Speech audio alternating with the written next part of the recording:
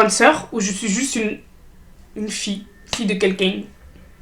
Donc arrêtez de me poser la question, je suis espagnole, point. Fin du débat.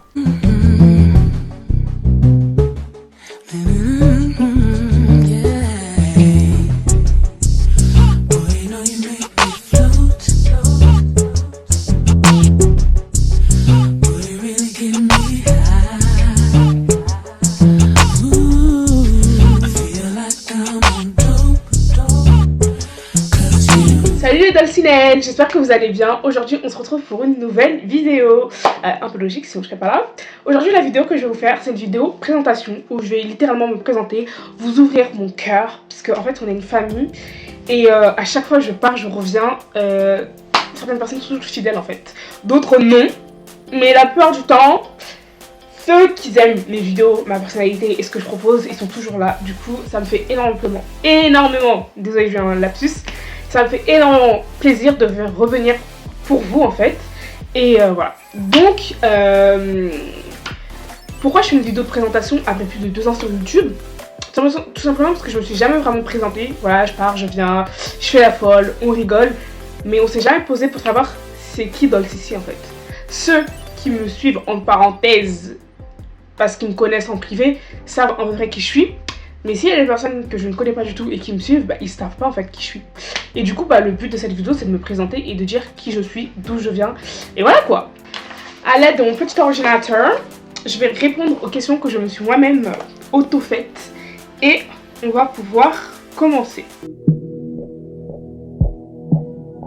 Alors, on va présenter par mon prénom parce qu'il faut bien que vous sachiez comment je m'appelle. Parce qu'en fait, dans la vraie vie, ma mère, elle m'a pas accouché. Ouh, pouf, elle est née dans ici. Non.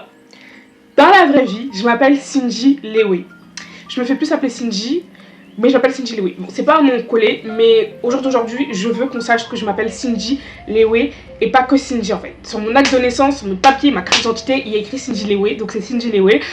Cindy pour tout le monde, Cindy Lewe pour les intimes. Mais appelez-moi Cindy Lewe ou juste Lewe. Parce que voilà, au jour d'aujourd'hui, j'assume mon deuxième prénom. Pendant un une grosse période de ma vie, j'ai pas trop assumé mon deuxième prénom parce que c'était un prénom à connotation africaine et que j'avais moi-même du mal à le prononcer et que je voyais pas la beauté de ce prénom. Mais aujourd'hui, je vois énormément la beauté. Désolée, j'ai du mal à parler français. Je vois énormément la beauté de ce prénom et je suis très fière de le porter. Alors donc c'est Cindy Lewe et tellement j'en suis fière en fait, c'est le nom de ma marque en fait. Et il sera toujours associé à moi et je le mettrai toujours dans toutes mes marques. Partout où je peux le placer en fait, je le placerai quitte à ce que j'appelle même mes enfants comme ça. En tout cas, c'est Cindy Lewe. Ensuite, quel âge j'ai? Alors, j'ai tout bonnement 21 ans. Ok. Je suis une 2002. Je suis née le 15 juin 2002 à Barcelone. Voilà. Donc, le 15 juin, je vais avoir 22 ans. Et j'ai trop hâte parce que je trouve... Ouais. Là par contre, je vous ouvre une petite parenthèse, on va partir dans la folie parce qu'il faut savoir que moi je suis une personne très folle. Et vous savez quoi dans la folie? Je pense que les couleurs ont des genres, que les chiffres ont des genres et que les mois ont des couleurs et des genres aussi. Non, les mois ils ont pas de genre, ils ont des couleurs. Mais du coup peut-être que les gens ils sont en mode, ils vont me prendre pour toi en mode non mais c'est quoi votre problème à tout vouloir genrer? Mais en fait je sais pas, c'est la vision, ils ont des genres, ils ont des couleurs. Par exemple 2 il est marron, mais 2 c'est une fille. C'est genre même pas une fille, c'est une femme. 2 c'est sexy. En fait genre, dit comme ça vous allez dire mais quand t'as 2 ans t'es sexy, quand t'as 12 ans t'es sexy? Non. 2 ça devient sexy à partir de la vingtaine. Parce que après c'est un peu dégueulasse. Mais je trouve que l'âge 22 ans c'est tellement un âge où en fait t'es dans une ère de personnes sexy. C'est ça en fait que je voulais dire. C'est quelque chose de glamour. Et genre en mode t'as 22 ans, t'es sexy. T'as 32 ans, t'es une femme. T'as 42 ans en fait, t'es une femme fatale, t'es une femme glamour. Je sais pas si vous voyez ce que je veux dire. En tout cas 22 ans, en termes de jeunesse t'es dans le prime d'être sexy en fait. Bref. J'ai hâte d'avoir 22 ans parce que je trouve que c'est une ère vraiment trop sexy et j'aime trop 22 ans. Voilà. Je trouve que 20, 21... En fait 20 c'est encore un peu bébé. 21, 22 ans, 23 ans, j'aime trop. Enfin bref. Du coup voilà, le 15 juin 2024, je vais avoir 22 ans. Voilà. Ensuite, mes origines. De quelle origine je suis en fait? Bon, pour ceux qui ne le savent pas, je suis de mère béninoise, 100%, et de père camerounaise, 100%. Ensuite, de moi-même, l'héritage que je ramène de moi-même par rapport à mes origines, à moi, où je suis née, c'est l'Espagne. Voilà. Donc, je suis béninoise camerounaise, espagnole, parce que j'estime que le pays où je suis née, c'est mon origine quand même, en fait. Si j'étais née dans la mer Noire, je dirais que je suis béninoise camerounaise, issue de la mer Noire. Voilà. Que ça en déplace à certaines personnes, parce qu'en plus, les gens, ils ont la manie de me dire, mais du coup, tu parles espagnol? Non, mais je suis pas française, mais je parle français. Ça te choque moi, en fait. Tu vois ce que je veux dire? Bizarrement, personne me demande, est-ce que tu parles la langue qu'on parle au Bénin? Est-ce que tu parles la langue qu'on parle au Cameroun? Ou les langues, peu importe. Jamais. Mais le fait que je sois espagnole et que je dise que je suis espagnole, les gens sont toujours là en mode, ben prouve que t'es espagnole, parle espagnol. Pourtant, il y a des personnes qui sont espagnoles de père et de mère, et comme physiquement, ça se voit qu'ils sont espagnols, oh, on leur demande pas s'ils peuvent parler espagnol. Pourtant, il y a des personnes qui me ressemblent et qui parlent beaucoup mieux espagnol que certaines personnes qui sont issues de cette origine à 100% des deux parents, même en étant nés sur le territoire en fait. Donc arrêtez de me poser la question, je suis espagnole, point. Fin du débat. J'avais besoin de régler mes comptes, j'en avais gros sur la patate. Parce que là, 22 ans d'existence, 22 ans carrément, pendant un moment donné, je disais même plus que j'étais espagnole, et quand je disais que j'étais née en Espagne, c'est là bref, la question revient toujours, est-ce que tu parles espagnol? Non, je ne parle pas espagnol, je suis restée en Espagne que 6 mois, malheureusement. J'y vais régulièrement, oui, mais je ne parle pas la langue. Et voilà. Ensuite, on a la question de la fratrie, est-ce que j'ai des frères et sœurs? Alors, la question sur la fratrie, je vous ai dit aujourd'hui ça va être une vidéo vraiment, vous êtes dans ma story privée, on est en mode intimité. Donc pour les questions de la fratrie, du côté de ma mère, j'avais un petit frère. Donc ouais, j'avais un petit frère de 14 ans. À l'heure actuelle, s'il aurait toujours été parmi nous, il aurait fêté ses 16 ans le 2 août.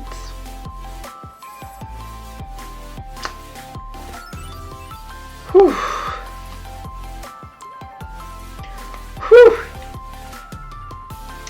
Voilà. Et sinon, du côté de mon père, j'ai 4 frères. J'ai 2 grands frères, un de 23-24 ans je crois, un qui a la trentaine, peut-être 33-34 aussi. Et j'ai 2 petits frères qui doivent être dans la dizaine les deux. Voilà. Et je ne suis pas proche du coup de ma fratrie du côté de mon père. Et donc je n'ai pas plus d'informations à vous communiquer là-dessus. Mais ce qui est sûr c'est que ce soit du côté de ma mère et de mon père, surtout maintenant du côté de ma mère c'est évident, mais du côté de mon père aussi, je suis la seule fille. Bon, ma mère maintenant je suis juste son seul enfant. Je crois que ça va pas faire rire tout le monde, mais bon bref, du coup je suis sa seule fille. Et du côté de mon père, je suis la seule fille aussi. Est-ce que vous pensez que j'ai été chouchoutée? Non, la vie a été dure. J'ai dû me battre pour prouver qui j'étais. Frère et sœur, à l'heure actuelle, est-ce que je me considère comme une grande sœur? Telle est la question. Mon identité est perdue parce que j'ai perdu mon frère il y a 1 an. Donc franchement, mon identité en tant que membre d'une famille, de notre famille à 3, je ne sais pas. Genre, j'ai même d'ailleurs jamais demandé à ma mère si elle se sentait encore mère de 2 enfants ou elle se sentait mère de 1 enfant. Du coup, je pense que je ne sais pas si aujourd'hui je peux dire que je suis une grande sœur, parce que étant donné que j'ai des frères du côté de mon père mais je n'ai jamais été présente pour eux, ils ne me connaissent pas, ils ne m'ont jamais vue, je ne m'autorise pas à dire que je suis leur grande sœur. On a juste un lien de parenté, oui on est frères, voilà, mais je suis pas vraiment leur grande sœur, vous voyez ce que je veux dire? Pour moi, une grande sœur c'est une personne qui t'a apporté, qui a grandi avec toi, qui t'a conseillé, que tu considères en fait comme une grande sœur, donc déjà qui a un âge un peu, voilà, ou au bout de 1 an, voilà, 1 an, 2 ans, tu peux la considérer comme ta grande sœur, tu vois, parce que c'est pas la meuf qui a 2 jours de plus que toi que tu vas considérer comme ta grande sœur, mais bref, une personne que tu considères vraiment, ça peut être une amie que tu considères comme une grande sœur. Moi, j'ai des amis que je considère comme mes petits frères, vous voyez ce que je veux dire? Pour eux, oui, je suis leur grande sœur et leur meilleure amie, mais eux, non, je ne considère pas être leur grande sœur. Donc à l'heure actuelle, est-ce que je considère que je suis fille unique? Je sais pas, pour la blague, pour mettre les gens un peu mal à l'aise, je dis ouais, maintenant je suis nouvelle dans la team fille unique. Mais c'est juste pour rire, parce que dans les faits, je me sens toujours grande sœur, mais je ne sais pas si je dois encore le dire parce que je le suis plus depuis 1 an.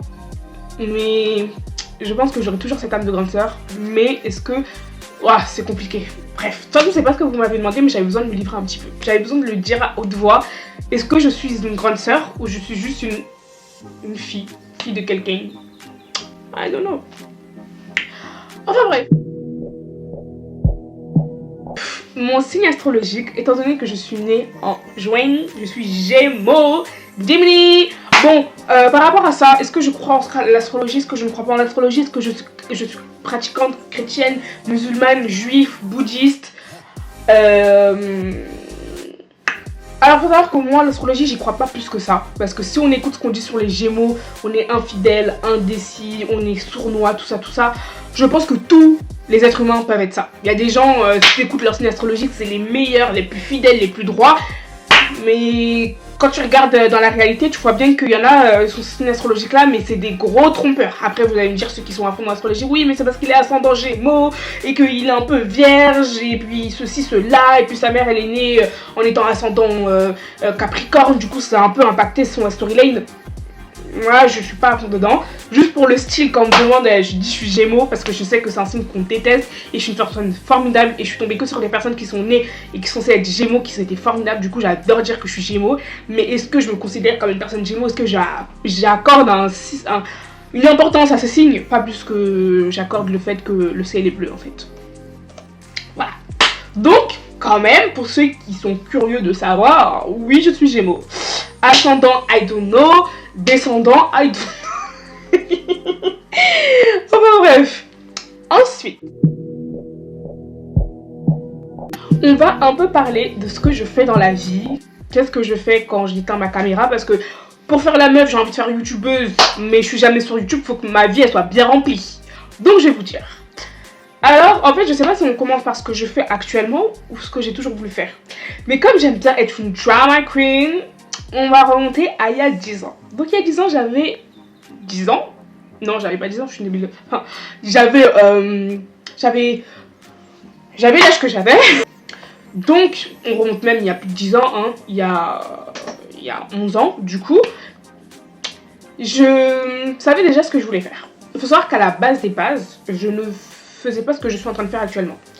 À la base des bases, quand j'étais plus jeune, j'ai voulu être maîtresse comme tout le monde. J'ai jamais voulu être médecin par contre.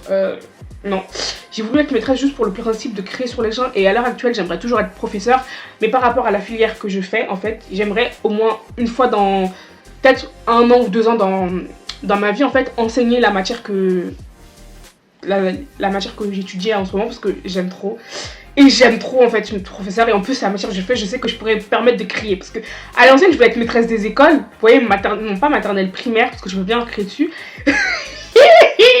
Je voulais être maîtresse en primaire et genre je me disais genre que pour leur crier dessus, leur donner des devoirs et j'aimais trop ça en fait. En plus c'était l'époque où il y avait encore les tableaux avec la craie parce que je crois qu'à l'heure actuelle maintenant il y a des TNI partout, des tableaux tactiles. Mais en tout cas à mon époque, il n'y avait pas encore ça. Du coup la craie, oh là là la craie, les classes il y avait du Velleda, je trouvais ça tellement naze. Et du coup quand ma mère elle m'a acheté mon premier tableau à craie, c'était pour travailler à la base, mais fallait pas me voir épuiser la craie sur le truc juste pour entendre le... je sais pas si vous avez connu ça. Si vous avez connu les tableaux à craie, dites-le moi en commentaire. C'était trop bien. La maîtresse, elle te laissait aller dans la classe, elle te laissait rester dans la classe.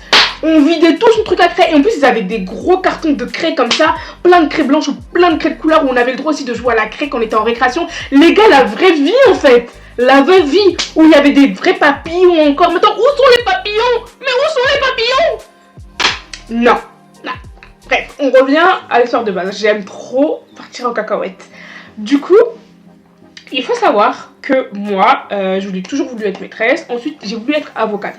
Et j'ai voulu être avocate jusqu'à mes 8 ans. Genre, donc c'est très... Voilà. Vous voyez, maîtresse, ça m'a saoulé un petit peu. Mais avocate, vraiment, je me dis, à l'heure actuelle, j'aurais toujours... À l'heure actuelle, en fait, peut-être je me serais orientée, peut-être pas dans ce que je fais aujourd'hui. J'aurais été même encore plus perdue. Parce que finalement, quand je regarde le droit, à travers l'expérience des gens qui l'ont fait autour de moi ou qui le font encore, j'aime pas tant que ça. Surtout que, en fait, je pense que j'aurais voulu être juriste. Et voilà. Mais après, genre, je pense que pour être avocat, faut aimer le Congo ça. Hein. Et moi, j'aime bien le Congo ça. Mais parfois, genre, j'aimerais bien pouvoir dormir tranquillement sans savoir que... Je sais pas, imagine parfois tu défends un mec et genre, toi, en tant que personne, être que Dieu a créé, tu penses que c'est un meurtrier. Mais en tant qu'avocat et en tant que les preuves que tu vois, c'est pas censé être un meurtrier. Mais ton intuition dit que c'est un meurtrier. Maintenant, le mec t'a payé 5 000 € pour le défendre. Qu'est-ce que tu fais en fait? Tu vois ce que je veux dire? En fait, je sais pas si vous me comprenez. Mais parfois, genre, il y en a, ils ont bien chouré leur coup. Et puis, c'est quelqu'un d'autre qui prend. Et puis, c'est 50 ans plus tard qu'on vient de dire: ah non, désolé, c'était pas vous. Vous êtes pas la bonne personne. On vous a mis en prison parce qu'on s'est trompé. Mais bon, on est désolé. 50 ans de quelqu'un. Et toi, t'es l'avocat. Au fond de ton cœur, tu savais que t'étais pas en train de défendre la même bonne personne. Mais vu que t'as empoché le chèque et que tu t'es acheté, je sais pas ce qu'on s'achète avec 5000 euros. Bah tu peux plus faire demi-tour en fait. Et ça c'est trop ma hantise. Bref, revenons à nos moutons. Donc jusqu'à mes 8 ans j'ai voulu faire ça. Mais malheureusement, suite à des difficultés à l'école et le fait que j'écrivais mal, clairement certaines personnes de mon entourage m'ont dit: mais t'es pas faite pour ça en fait. Ma belle, t'es pas faite pour ça. Genre tu me dis je suis pas assez intelligente, ok, mais tu me dis par rapport à mon orthographe et à mes difficultés scolaires alors que je suis en CE1. D'oublier ce métier, je trouve que c'est vraiment très vache. Et jusqu'à aujourd'hui ça fait quand même... ça fait plus de 10 ans. Je m'en remets pas. Ça m'a toujours autant traumatisé qu'on puisse dire à un enfant. Surtout que mes difficultés, après on a pu mettre un nom sur ce que c'était.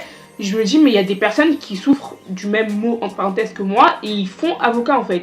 Mais bref, c'est pas grave. C'est un mal pour un bien parce qu'au final je me suis redirigée vers autre chose. Et ça a été ma vocation jusqu'à l'heure à laquelle je vous parle et à laquelle vous allez voir cette vidéo. Du coup... Après, alors je me suis dit, mais qu'est-ce que je veux faire et tout. Oui, à 10 ans, je me posais déjà la question de ce que je voulais faire. Et ensuite, je me suis dit, mais la cuisine. J'avais un tonton qui préparait tout le temps et il faisait trop bien à manger, c'était trop bon. Et j'ai une mère qui, à l'époque, parce que dès que j'ai appris à savoir faire des pâtes là, pour moi et mon frère, c'était gâté. La tantine a pris sa retraite. L'ancienne, ma daronne, c'était Philippe Etchebest. Tu blagues? Est-ce que tu blagues? La tantine, faire des gâteaux, faire des beignets, faire du ceci, faire des... Oh là là là là là. Non, ma mère, c'était quelqu'un. Dans le milieu de la cuisine, là, c'était quelqu'un. Aujourd'hui, c'est pas que c'est moins quelqu'un. Mais maintenant, elle est plus meilleure que moi. Quand même. Du coup, à partir de 10 ans, je me suis dit, je vais faire de la cuisine. Et j'ai dit à ma mère, moi, je veux travailler dans la cuisine. À 10 ans, les gars. Et ma mère, elle m'a dit, bah, ok. Mais elle s'est dit, vas-y. Elle a 10 ans, elle est en CM1.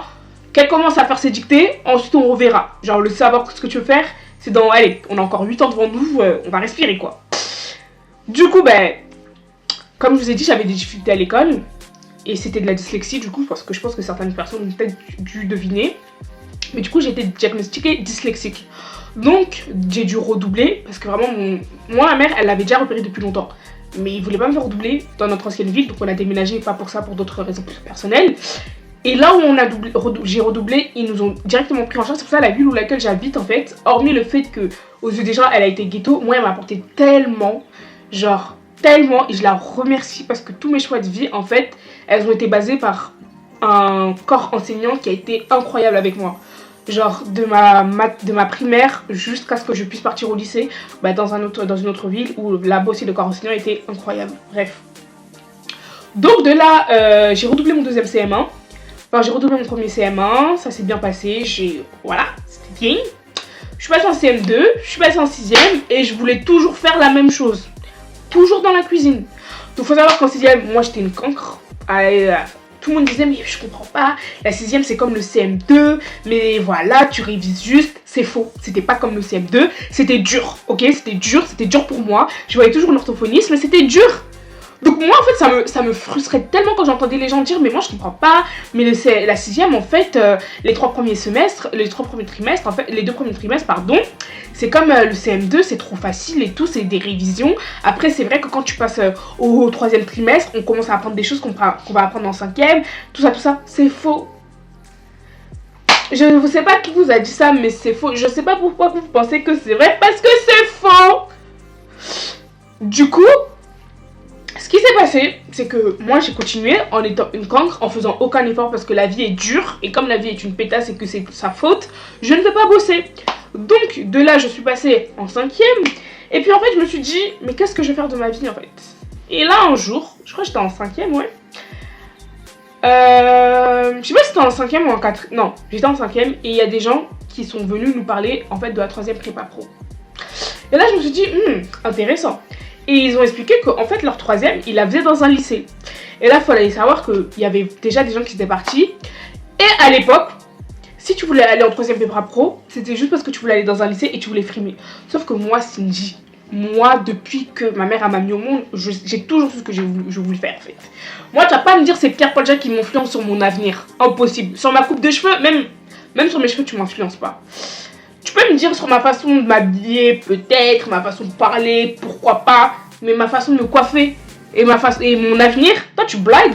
Je te dis que je vais être Jeff Bezos, made in Bénin. Et toi tu me dis que ce qui s'est passé, c'est que j'ai réfléchi et en quatrième, j'ai parlé à ma CPE et j'ai pris la décision que les gars, je vous aime bien, mais moi, pour moi, c'est ma dernière année, l'aventure s'arrête là. Et du coup, j'en ai parlé à une CPE, et il faut savoir que cette CPE de base, elle et moi, on s'entendait. Enfin, c'est pas qu'on s'entendait pas trop, c'est qu'elle faisait peur. Elle faisait très peur, la dame. Mais elle et moi, là, depuis, on est une meilleure amie. Là, je crois qu'elle est partie, je suis beaucoup trop triste. Elle est partie de mon collège, mais c'était trop mago. C'était trop mago.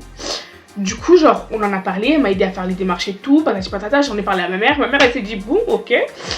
Mais pour partir, il fallait que j'ai des bons résultats. Mais il faut voir, la quatrième, remontada.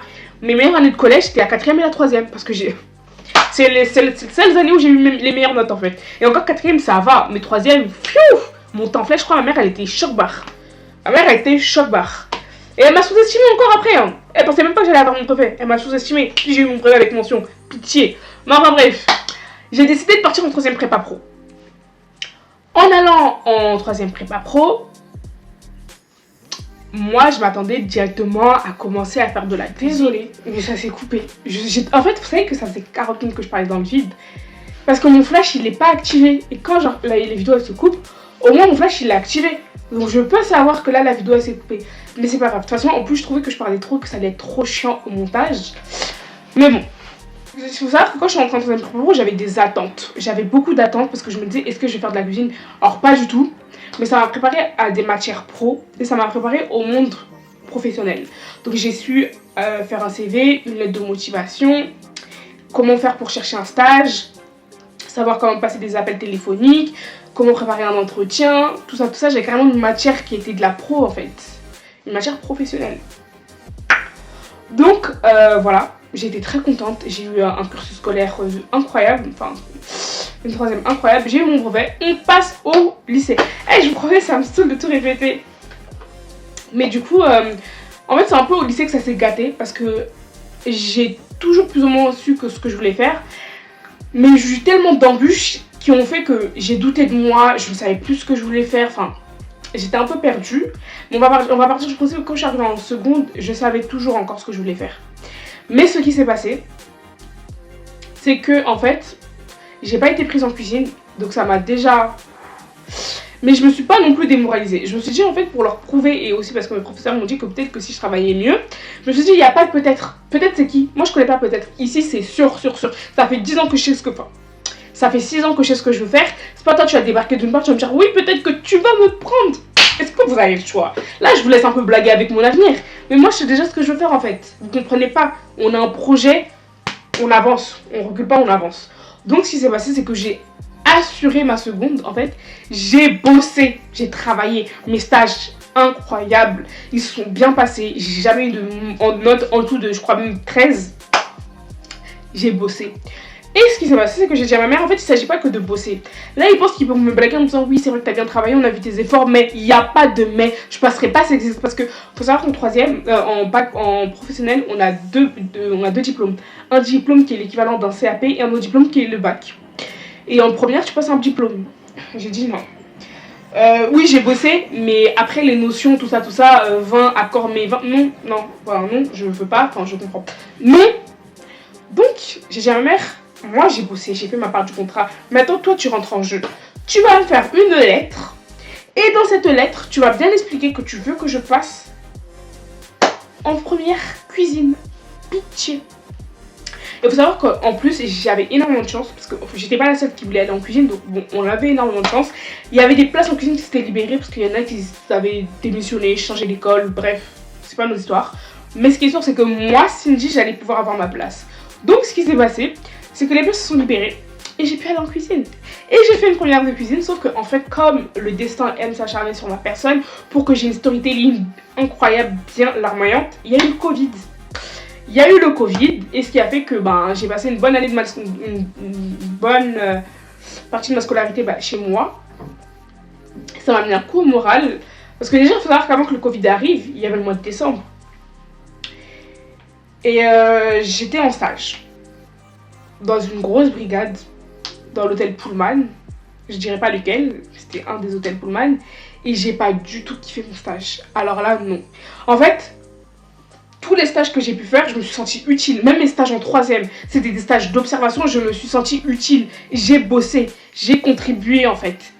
Mais là, j'avais l'impression que j'étais une plus un et il fallait me foutre quelque part. Moi, je pars du principe que demain, quand j'aurai mon entreprise et que je voudrais prendre des stagiaires, je prendrai des stagiaires parce que de un, j'aurai du travail à leur donner et parce que j'aurais envie de leur transmettre l'amour du métier. Et je comprends pas ces gens qui prennent... En fait, ils ont juste besoin de main d'œuvre. Et en plus, quand t'es de la main d'œuvre gratuite. Donc ça, ils raffolent en fait. C'est des vautours. Ils ne cherchent que ça, de la main d'œuvre gratuite. Donc là où tu vas faire économiser 15 minutes au chef parce que toi tu seras en train d'éplucher, c'est 15 minutes de ta vie que tu perds, où tu aurais pu être avec le chef à en apprendre plus en fait. Sachant que j'étais quand même en première, donc pour eux j'avais le niveau d'une première, donc un niveau un peu quand même élevé, alors que pas du tout. Mais ça, ils n'étaient pas au courant. Parce que, en plus, à cette époque-là, c'était l'école qui cherchait des stages. Donc, ils n'étaient pas au courant que j'avais fait une première année de salle, en fait. Mais du coup, j'ai pas aimé, parce que j'ai eu le Covid. Donc, j'ai pas pu faire mon stage à la période du Covid. Donc, j'étais un peu dégoûtée. Ça m'avait un peu... voilà, mais je me suis dit, j'aime quand même la cuisine parce que, outre le fait que dans ce stage, ça soit mal passé, en cours, ça se passe bien. J'ai des bonnes notes, en fait. Donc, on va garder... on va quand même le faire. On va aller en terminale. On va voir ce que ça va donner. Arrivé en terminale, ce qui s'est passé, c'est que, encore une fois, en cours, ça se passait super bien. Toujours des bonnes notes et tout. Mais il faut aller en stage. Et le problème, c'est qu'en première, tu n'as qu'un stage. Et je crois qu'il y a eu le deuxième confinement, avant ou après, I don't know. Mais ce qui est sûr, c'est qu'on devait aller à Roland-Garros. Chaque année, les premières de ce lycée, les terminales de ce lycée font un stage à Roland-Garros. Je n'ai faire ce stage. J'ai trop la rage. Roland Garros. C'est pas Tokumbo en fait. C'est Madrid en face. Donc j'ai fait mon stage dans un autre endroit. Et c'était une petite brigade. Et j'étais quand même pas épanouie. Ils étaient deux, mais j'ai quand même pas kiffé mon stage. Je comprends pas. Je me sentais pas à l'aise, je me sentais mis sous stress alors qu'en plus c'était même pas dans un resto, enfin c'était une résidence. Donc je me suis dit mais il y a pas, je peux pas, en fait moi je peux pas faire un métier où quand je me réveille le matin je me sens mal, j'ai la boule au ventre, je refuse. Et le truc c'est que en fait j'ai mis énormément de temps à écouter mon corps et les signaux qui me disaient que ce que je faisais c'était pas bien. J'ai pris trop de temps et ça se trouve ça a impacté ma santé, mon foie, mon cœur, qu'en sais-je, mais j'ai mis trop de temps. Et du coup, j'étais tout le temps stressée. Il faut savoir que moi, je fais de l'eczéma quand je suis stressée. Mais là, ça s'est amélioré. Mais petite parenthèse, avant, je faisais de l'eczéma sévère. Et là, en fait, carrément, dans la nuit... Bref. La terminale se passe. Dû, en fait, à ces petites incertitudes, j'ai beaucoup séché. Donc, personne ne pensait que j'allais avoir mon bac. Dans ma famille, à l'école, oui. Dans ma famille. Et je l'ai eu, sans mention. Mais je l'ai eu, en fait, le plus important, c'est d'avoir son bac. Qui regarde la mention ? Là, c'est peut-être une phrase de rageuse, parce que quand j'ai eu mon brevet, je disais pas ça. Mais la vérité, entre nous, qui regarde la mention du bac ? Personne. C'est ce qui vient après le bac qu'on regarde. Donc, de là, en fait, moi, je me suis dit, je vais quand même m'orienter vers un BTS hôtellerie-restauration, même si, au fond de mon cœur, je savais que je devais pas le faire. Donc, j'ai fait 2 choix de vœux. Enfin, 2 choix de vœux. Non, j'en ai fait plein, mais 2 choix de vœux qui n'étaient pas de la même matière. Donc, un choix en événementiel et un choix hôtellerie-restauration. Et une partie de moi, vraiment, ma conscience profonde, me disait d'aller en événementiel parce que ça allait me plaire, parce que ça me plaît, parce que je sais pourquoi j'ai mis événementiel au final. Mais une autre partie m'a dit non, je suis désolée, ces profs qui pensent que t'es pas fait pour faire un BTS, faut leur prouver que non.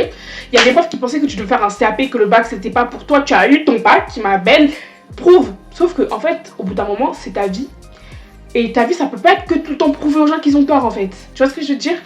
À un moment donné, si peut-être qu'ils ont raison et que ça te fait du bien, tant mieux, tu vois, tant mieux. Mais moi, non, que prouver. En plus, au fond, moi, j'aime plus l'hôtellerie-restauration. Donc, pourquoi je me suis orientée vers l'hôtellerie-restauration, je ne sais pas. En plus, pour pouvoir bien mettre un coup de massue sur mon dos, j'ai choisi une école qui était à 2 heures de chez moi, dans une classe où je ne me sentais pas à l'aise, pas à ma place, pour plusieurs raisons, où je me suis fait un seul ami et un crush. Le crush et l'ami sont partis.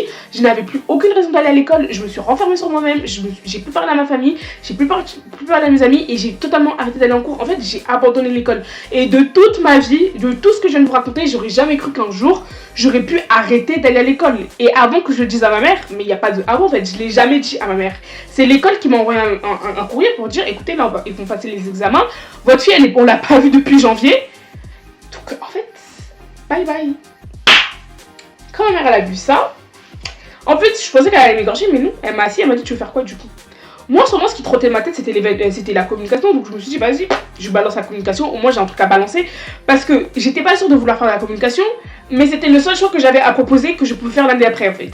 Donc, j'ai dit communication. Elle m'a dit, ok. Donc, je pouvais pas rester sans rien faire. Donc, j'ai taffé et tout. Vraiment, un taf qui m'a tuée. Mais voilà. Donc, j'ai fait quasiment presque un an de... Oui, parce qu'au final... Cette fameuse communication, je ne l'ai pas faite à la rentrée pour plusieurs raisons. Donc j'ai continué à travailler. Je pensais que j'étais sortie de la dépression, hein, que c'était juste un épisode dépressif, alors que la dépression, elle n'avait pas commencé en 2022. Hein. Depuis 2021 déjà qu'elle avait... Enfin, je sais pas, non, elle avait déjà commencé depuis 2020, pardon. Donc ça veut dire que, voilà.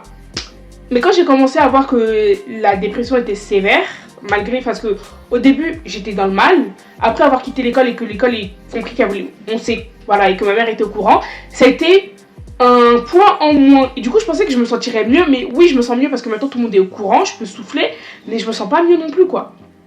Et après il y a eu les beaux jours, et tout le monde sait que quand il y a les beaux jours, ben, tu te sens à peu près mieux, tu penses que tu vas mieux. J'avais de l'argent donc je pouvais sortir parce que je travaillais, donc je pensais que j'allais bien, mais que nini en fait.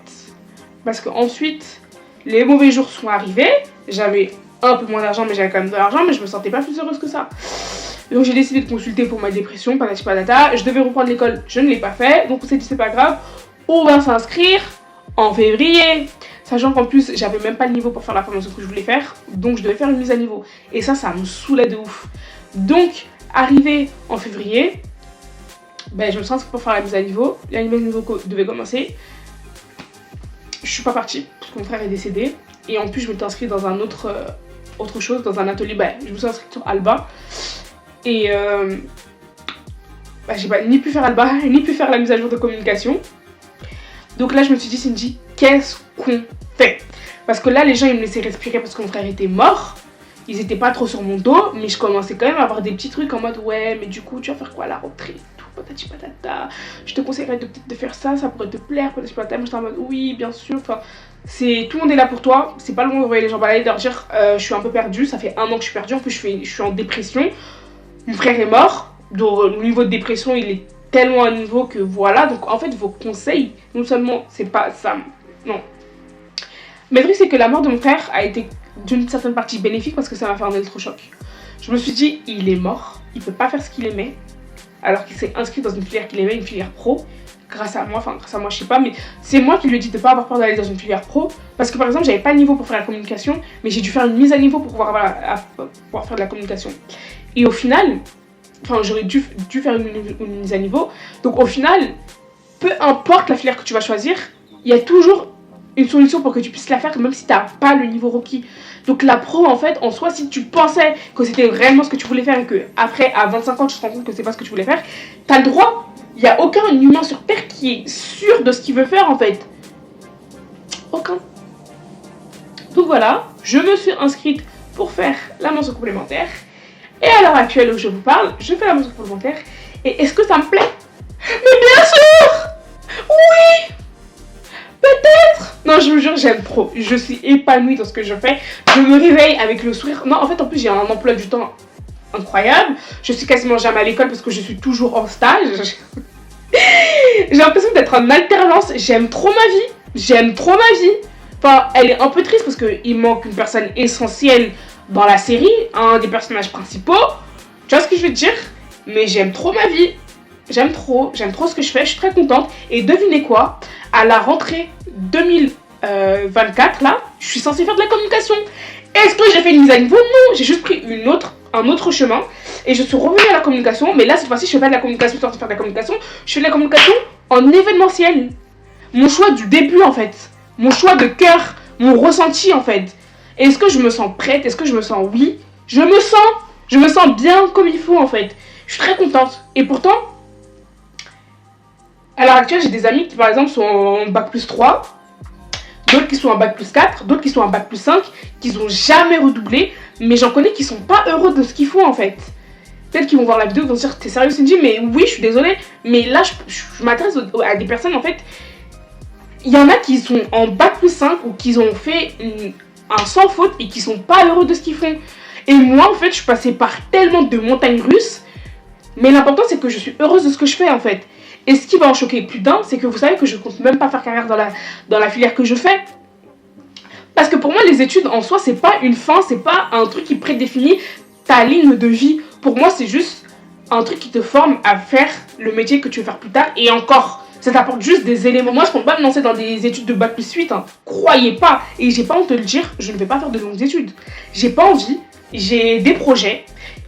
J'ai des certaines deadlines à respecter pour ces projets. Je ne mets pas de pression, mais je sais où je vais, je sais ce que je vais faire, comme depuis le début. Depuis que j'ai 10 ans, je sais ce que je vais faire. Je vais avoir 22 ans, je sais toujours ce que je vais faire. Avec le temps, ça a évolué, parce qu'avec le temps, j'ai pu pouvoir explorer plein d'options. Mais ça, c'est la même chose. Je suis toujours dans l'événementiel, je suis toujours dans la cuisine. Sauf que je fais de la cuisine traiteur. C'est tout. Du coup, voilà. Genre, en gros, les gars, même si le chemin, il est différent, tout chemin mène à Rome. J'en ai fini pour mon parcours scolaire. C'était tout pour moi de ce côté-là. J'espère que ça a pu inspirer certaines personnes, ça a pu délivrer certaines personnes et ça a pu vous permettre de mieux me comprendre et mieux comprendre ce que je fais à l'heure actuelle. Et si vous avez des questions, n'hésitez pas à me les poser en DM ou dans les commentaires, j'y répondrai. On passe à la suite. Dans les dernières questions qui me restaient, en fait, c'était mes intolérances, mes maladies, mes phobies, mes inspirations et comment me décrire. Et je ne veux pas m'éterniser sur ça parce que je crois que j'ai passé beaucoup plus de temps à parler de mon cursus scolaire qu'autre chose. Et c'est pas ce que je voulais, mais c'est partie intégrante de ma vie parce que je suis étudiante. Donc, et puis j'ai que 22 ans, donc pour l'instant j'ai vécu des choses dans ma vie personnelle, mais je suis pas là non plus pour... Enfin, vous êtes mon journal intime, mais voilà. Je veux me livrer à vous, mais je garde quand même certaines choses qui sont personnelles et qui je ne partage qu'avec mes proches et qui ne regardent que moi. Bref. Mais mon cursus scolaire, c'est la chose la plus grosse qui m'est arrivée de toute ma vie parce que c'est littéralement toute ma vie. On est à l'école de nos 3 ans jusqu'à nos peut-être fin vingtaine. Donc franchement, c'est tout ce qui nous définit en fait d'être étudiant, écolier. Donc c'est peut-être pour ça que j'ai passé le plus de temps. Mais après, j'estime que c'est pas ce qui me définit en tant que femme. Ok. Donc, si je dois parler de ce qui me définit en dehors de l'école, ce qui est très dur parce que franchement, on passe tellement de temps à l'école, ce qui est dommage. Donc, ce qui me définit... bref, pour en venir à mes maladies, mes intolérances, mes phobies, il faut savoir que moi, je suis intolérante au lactose. Ok, je digère très très mal le lactose, mais très très mal, mais... Mois de novembre, faut me voir. Raclette partie. Je m'en donne à cœur joie en fait. Je me ne pose pas de limite. Je suis intolérante, mais il faut savoir que je m'arrête pas en fait. Je m'arrête pas. Je m'en fous. Je m'en fous. Enfin, je m'en fous en fait. J'en ai rien à secouer. Je mange quand même des produits laitiers alors que je suis une grosse intolérante. Faut pas me voir manger des crêpes. Hein. Oh, faut pas me voir manger des crêpes. Mais faut pas me voir dans l'état après. Faut pas voir l'état des toilettes. Faut pas voir l'état de mon ventre en fait. C'est horrible. Dans mes allergènes, je suis allergique au tofu. Je suis quand même allergique au tofu. Bref. Ensuite, il faut savoir que mes hobbies, I love everything. I love everything. Vraiment, je suis passionnée par tout et par n'importe quoi. Mais ce que j'aime le plus, en fait, c'est lire. Et peu importe sur quoi je le lis, en fait, quel support, que ce soit sur mon ordinateur, parce que j'étais chercher Wattpad sur mon ordinateur, en fait. Je vous ai dit, partout je peux lire, je lis. Que ce soit sur mon ordinateur, que ce soit sur papier dans un livre, que ce soit sur mon téléphone, je lis sous toutes les formes possibles, en fait. Même avec un parchemin, j'adore lire. J'aime trop. J'aime bien lire de la new romance, de la dark romance, même si je passe peut-être pour une folle. J'aime lire des romans policiers, ce que personne ne sait, mais oui, j'aime les livres d'intrigue et tout. Mes premiers livres que j'ai grave surkiffé, qui ont été vraiment des gros livres, ça a été des livres sur du... C'était de la recherche en fait. C'était de la recherche. Je crois que c'est... Le livre s'appelle les 30... Enfin, c'est pas... Bref. Ça s'appelle les 39 clés. Ce film est... Enfin, ce livre est incroyable. J'aime beaucoup le cinéma. Peut-être pas, genre je suis peut-être passionnée de les vieux films des années 90, tu sais que... Enfin, vous voyez, comme dans les films là, américains ils font ouais, moi j'aime bien le cinéma et puis ils commencent à parler des films qui datent bien avant leur naissance, mais avant leur naissance de leurs parents. Non, moi en fait, ce que j'aime dans le cinéma, c'est... En fait, j'aime l'action en fait d'aller au cinéma, de regarder un bon film qui me plaît, qui me passionne. Peu importe que ce soit un film historique ou pas, mais c'est très meilleur quand c'est un livre historique. Et quand je dis historique, en fait, moi j'ai ma propre version de l'histoire. Il y a historique sur une star, donc je crois que ça s'appelle une biopsie. Non, ça c'est un truc médical. une biopic, voilà, une biopic, ou sur un moment de l'histoire, une histoire d'amour au moment de la Seconde Guerre mondiale, ou un film sur la Seconde Guerre mondiale, parce que je suis une grosse historienne en fait, j'aime trop. Bref, j'aime bien regarder des séries aussi, comme tout être humain. J'aime trop marcher et j'aime beaucoup écouter de la musique, mais vraiment ce que j'aime le plus qui pourrait se comparer à de la passion et des hobbies, c'est vraiment musique, film, livre et marcher. Voilà. Ensuite, si je dois parler de mes inspirations dans ma vie, mon inspiration, ce qui est très cliché, mais malheureusement je vais peut-être être maladroite dans mes propos, donc ça va être cliché mais très... c'est ma mère. Et pas par rapport à ses choix de vie, parce que ma belle, quand tu sais qu'elle a choisi mon daron, c'est que franchement parfois elle a pris de mauvaises décisions. Mais après, quand tu vois la merveille que ça a donné, tu sais qu'il y a certains mélanges qui sont durs à faire, mais le résultat est bon. Donc, j'admire beaucoup ma mère. Ma mère, c'est vrai que j'admire, mais c'est une de mes inspirations. Parce qu'en fait, elle a été amenée à faire certains choix de vie, par exemple, très très bêtes. Hein. Mais le fait de déménager 2 fois dans des pays différents, le fait en plus de 2 fois, enfin 3 fois, whatever. Mais surtout dans l'un de ces pays, un pays qui n'est même pas ta langue maternelle, ni paternelle, ni aucune. Et devoir apprendre pour pouvoir t'en sortir parce que t'as pas le choix. C'est certes un instinct de survie. Cette dame, elle a une force de courage parce que... Et quand je vois en fait comment elle s'est réorientée professionnellement parlant, elle se rend pas compte que c'est elle qui me donne aussi une certaine façon de courage en fait, de me réorienter peu importe dans ce que je vais aller, parce que elle n'a pas eu peur de le faire en fait. Elle avait une certaine carrière quand elle était dans son pays d'origine. Quand elle est revenue en Espagne, elle a emprunté une autre carrière. Quand elle est venue en France, elle a emprunté une carrière. Ensuite, elle a re-emprunté une autre carrière. Ensuite. Et aujourd'hui, elle fait un truc qui lui plaît. Elle fait un truc qu'elle aime. Et je me dis, mais... En fait, moi, je veux son courage. Moi, c'est dans ces choix-là que je l'admire, en fait.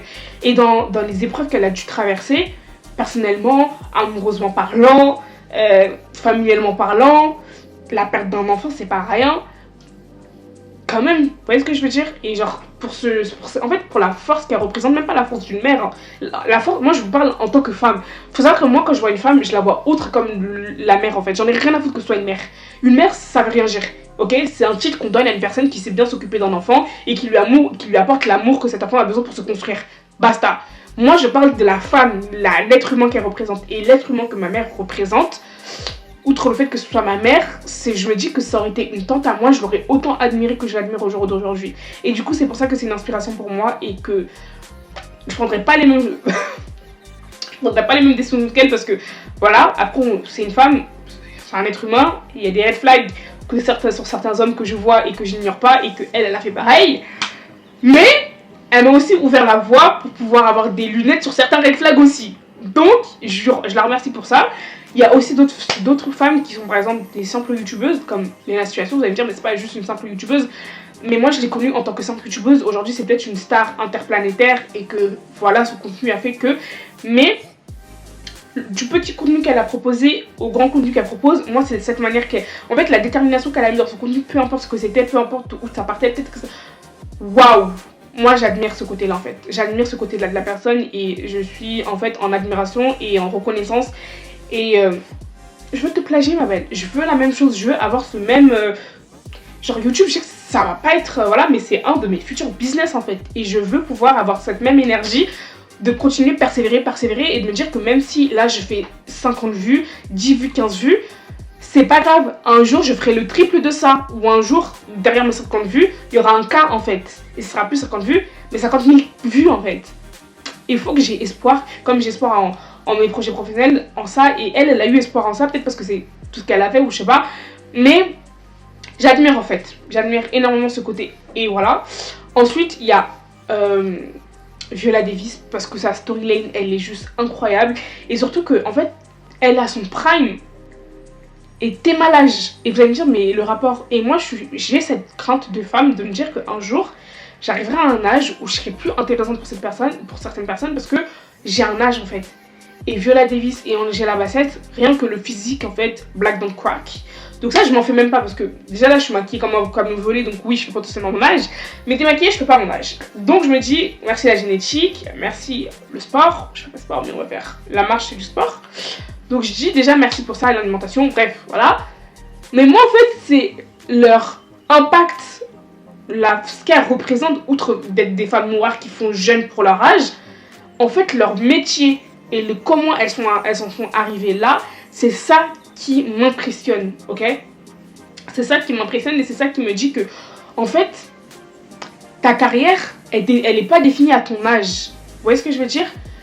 Tu peux avoir 50 ans et peut-être que c'est à 50 ans que je vais percer, les gens vont se dire, mais vous connaissez Cindy Ambassayawe?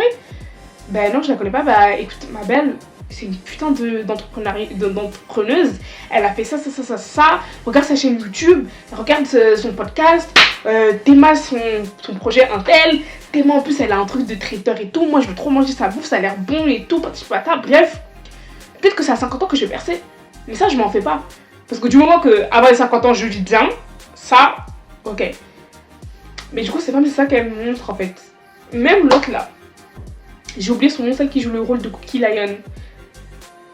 De base, je connais son nom et j'aime pas l'appeler Cookie Lion, mais là, j'ai oublié, du coup, on va l'appeler comme ça. Pitié, en fait. La quoi, elle est arrivée à un âge pour Hollywood, elle était trop vieille et ça l'a pas empêché de tout rafler sur son passage. Et c'est ce genre d'histoire que moi j'aime, enfin bref. Du coup, là, on arrive à la fin de la vidéo. Je vous ai dit tout ce que j'avais à vous dire. Encore une fois, comme je vous ai dit, ce qui a pris le plus de temps, c'était l'histoire de ma vie, mes études, parce que je suis étudiante et que je n'ai que 22 ans, donc c'est tout ce que j'ai à vous raconter. Mais je pense que en vous racontant ça, la manière dont je vous l'ai raconté et tout ce que je vous ai raconté autour, vous apprenez d'une certaine manière à me connaître. Et en plus, je pars du principe que pour l'instant, je peux pas vous raconter plus en fait, parce qu'après ça découle de mon intimité. J'ai pas forcément envie d'avoir mon intimité qui est mise au devant de la scène. Mais ce que je vous ai dit, c'est ce que vous pourrez retrouver, enfin, demain si je meurs, vous pouvez retrouver ce que je vous ai dit partout en fait. Et je me dis oui, vous pourrez retrouver partout, mais si moi je vous le raconte avec mes émotions, mes sentiments, mes mimiques, vous aurez plus l'impression d'être proche de moi que si vous le lisez dans un journal, genre Cindy Ambassayawe, jeune étudiante en événementiel, elle a fait face à de bac, nanana, est morte d'une crise cardiaque. Ouais, bref. Alors que moi je vous raconte. Vous voyez ce que je veux dire? Enfin bref. J'espère que cette vidéo vous aura plu. Moi j'ai kiffé la tournée, même si j'ai eu un petit contre-temps. Et j'espère encore une fois que ça tourne encore, pitié. Parce que ça tourne pas en fait, je laisse tomber. Et je laisse tomber et je désactive mes réseaux dès que je finis en fait. Enfin bref. J'espère que cette vidéo vous aura plu. J'espère que j'ai articulé convenablement. Je vous fais de très très gros bisous. N'hésitez pas à liker et à vous abonner et à partager. Pitié en fait, on veut influencer le monde, mais pour influencer le monde j'ai besoin de vous, parce que sans vous je ne suis rien. Depuis quand on fait des stars à partir de cochons? Non, on fait des stars à partir de mini-stars, parce qu'on s'entraide en fait. Donc les gars, likez, partagez, commentez. Je vous fais de très très gros bisous. Passez une bonne journée, bonne soirée, peu importe. Et on se dit à très bientôt. Bisous.